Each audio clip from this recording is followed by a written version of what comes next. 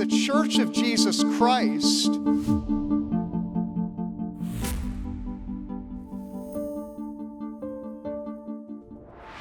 Last month, I had the honor of attending the National Prayer Service at the National Cathedral in Washington, D.C., just following President Trump's inauguration. Perhaps you heard about the service, since it became notorious in the days following. As I sat in the cathedral's historic pews, I watched an ancient tradition of seeking God's blessing on our nation transform into a platform for promoting progressive politics. What should have been a moment of national unity and spiritual reflection devolved into a progressive lecture aimed at President Trump. Since 1933, the National Prayer Service has served as a sacred moment when Americans, regardless of political affiliation, come together to seek divine guidance for our nation's leadership.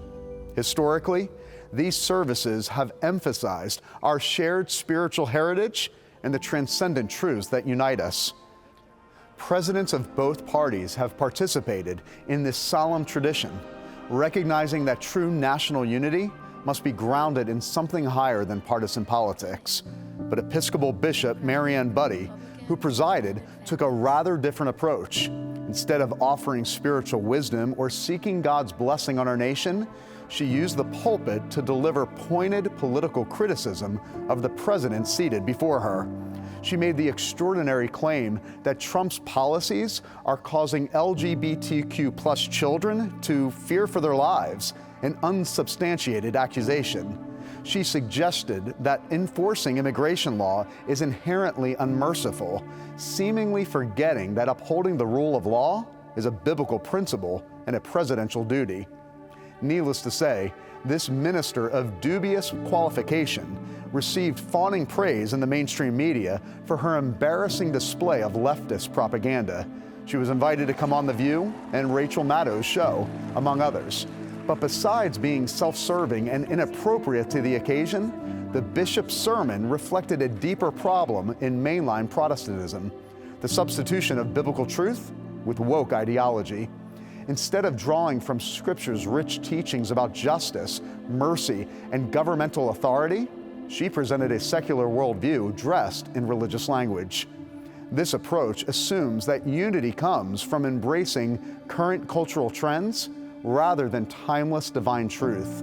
That's how someone like Budde professes to be a Christian, yet supports gay marriage and abortion, and ignores the Bible's clear teaching.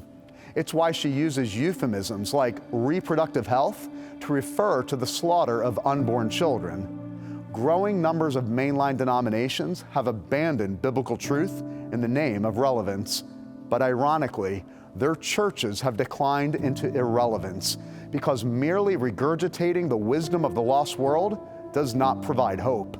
As in the Israel of Eli, the glory of the Lord has departed.